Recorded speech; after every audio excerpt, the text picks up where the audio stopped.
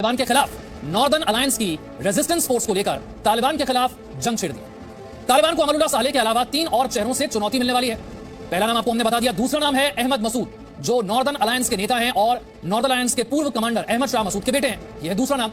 अगला नाम यानी कि तीसरा नाम है मजार शरीफ का बूढ़ा शेर मार्शल अब्दुल रशीद दोस्तम। और तालिबान के खिलाफ चौथा चेहरा बन सकते हैं अता मोहम्मद नूर। ये 4 चेहरे तालिबान के लिए चैलेंज है।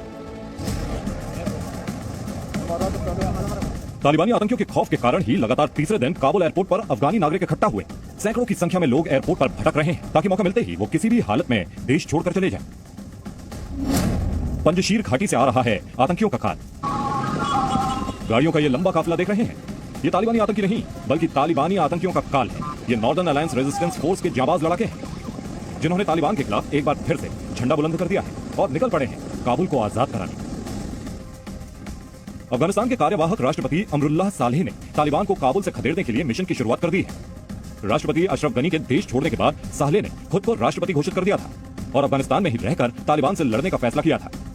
I want to make it very clear that there are many factors why this situation happened. I am not ready to be part of the humiliation and shame that the foreign militaries have endured. I am standing for my country and the war is not over. Afghanistan के लोगों को अपने audio संदेश देने के कुछ ही घंटों बाद सालेह ने पंजशीर घाटी से तालिबान के खिलाफ निर्णायक लड़ाई छेड़ दी है। नॉर्दर्न अलायंस रेजिस्टेंस फोर्स ने परवान प्रांत के चरिकार जिले में हमला बोल दिया है। ये जगह काबुल के उत्तर में है। सालेह जिस जगह से नॉर्दर्न अलायंस के फोर्स की अगुवाई कर रहे हैं वो जगह है अफगानिस्तान की पंजशीर घाटी। काबुल से करीब 150 किलोमीटर दूर इस इलाके का तालिबान अभी कुछ भी नहीं बिगाड़ पाया है। बड़े बड़े शहरों पर कब्जा करने वाला तालिबान इस इलाके में घुस तक नहीं पाया है। अफगानिस्तान के कार्यवाहक राष्ट्रपति अमरुल्लाह सालेह भी पंजशीर प्रांत से आते हैं। उनकी एक तस्वीर भी सामने आई थी जिसमें वो कई लोगों के साथ बैठकर बातें करते नजर आ रहे हैं। अब तालिबान के खिलाफ युद्ध का आगाज पंजशीर प्रांत से ही हो रहा है। पंजशीर घाटी इतनी खतरनाक है कि 1980 से लेकर 2021 तक इस पर कभी भी तालिबान का कब्जा नहीं हो सका है। इतना ही नहीं, सोवियत संघ और अमेरिका की सेना ने भी इस इलाके में केवल हवाई हमले ही किए हैं। भौगोलिक परिस्थिति को देखते हुए उन्होंने भी कभी कोई जमीनी कार्रवाई नहीं की। 1996 में जब तालिबान ने अफगानिस्तान पर कब्जा किया था तो तालिबान विरोधी ताकतों ने नॉर्दर्न अलायंस बनाकर मोर्चा संभाला था। कहा जाता है कि अमरुल्लाह सालेह ने विदेशों खासतौर पर भारत से नॉर्दर्न अलायंस को मदद लाने में बड़ी भूमिका निभाई थी। अमरुल्लाह खुद ताजिक हैं और 90 के दशक से ही सोवियत संघ के खिलाफ युद्ध में उतर गए थे। सालेह अफगानिस्तान के बड़े नेता अहमद शाह मसूद के विश्वास पात्र थे, बातचीत में कुशल है और अंतर्राष्ट्रीय स्तर पर उनके अच्छे संबंध हैं। अब एक बार फिर अमरुल्लाह सालेह अपने गढ़ पंजशीर पहुंच गए हैं, जहां से वो तालिबान के खिलाफ युद्ध लड़ रहे हैं। पंजशीर घाटी पर तालिबान कभी कब्जा नहीं कर पाया था। इसके पीछे कारण था एक चेहरा जिसका नाम है अहमद शाह मसूद। मसूद इस इलाके के सबसे बड़े कमांडर थे और उन्हें अफगानी लोग शेर पंजशीर भी कहते थे। 1980 के दशक में सोवियत रूस ने भी पंजशीर घाटी पर कब्जे की कोशिश की थी, लेकिन अहमद शाह मसूद ने उस वक्त डटकर मुकाबला किया था। अब पंजशीर घाटी की कमान उनके बेटे अहमद मसूद संभाल रहे हैं। नॉर्दर्न अलायंस के नेता अहमद मसूद ने भी पंजशीर घाटी से तालिबान के खिलाफ मोर्चा खोलने का ऐलान किया है। इतिहास बताता है कि अफगानिस्तान में कभी कोई विदेशी ताकत जीत नहीं पाई। तालिबान को हराने वाली ताकत भी अफगानिस्तान के अंदर से ही पैदा होगी। 20 साल पहले ये काम नॉर्दर्न अलायंस ने किया था, लेकिन अभी वो पूरी तौर पर बिखरा हुआ है। तालिबान के खिलाफ छोटी सही अफगानिस्तान की अलग अलग जगहों से लोगों का विरोध प्रदर्शन शुरू हो गया है।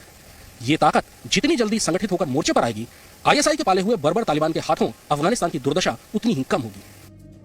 फिलहाल नॉर्दर्न अलायंस के झंडे तले तालिबान के खिलाफ युद्ध की शुरुआत हो गई है।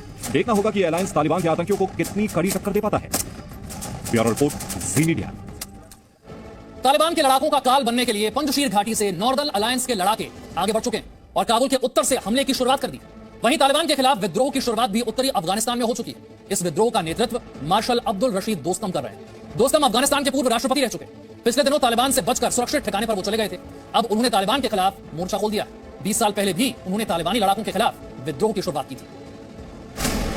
सीने पर मेडल इतने कि आप शायद गिनते गिनते थक जाएं। ये तस्वीर है अफगानिस्तान के मार्शल अब्दुल रशीद दोस्तम की। वैसे तो ये तस्वीर बहुत पुरानी है, लेकिन दोस्तम का नाम तालिबानी आतंकवादियों के लिए आज भी खौफ का दूसरा नाम है। अफगानिस्तान के पूर्व उपराष्ट्रपति अब्दुल रशीद ने भी अफगानिस्तान को तालिबान के कब्जे से मुक्त कराने के लिए मोर्चा संभाल लिया है। दोस्तम की अगुवाई में अफगानिस्तान के उत्तरी इलाके में तालिबानी आतंकियों के खिलाफ युद्ध शुरू हो गया है। अफगानिस्तान के उत्तरी इलाके में अब्दुल रशीद दोस्तम का वर्चस्व है। पिछले दिनों अब्दुल रशीद दोस्तम तुर्की से इलाज करवाकर काबुल पहुंचे थे, तो माना जा रहा था कि दोस्तम के आने के बाद तालिबानी आतंकियों के खिलाफ जंग और तेज होगी, लेकिन ऐसा नहीं हुआ। उल्टा मजार शरीफ में दोस्तम के महल पर तालिबानी आतंकवादियों ने कब्जा कर लिया। इसके बाद दोस्तम को एक बार फिर सैन्य वर्दी में देखा गया था। तब दोस्तम ने तालिबान को उखाड़ फेंकने की बात कही थी।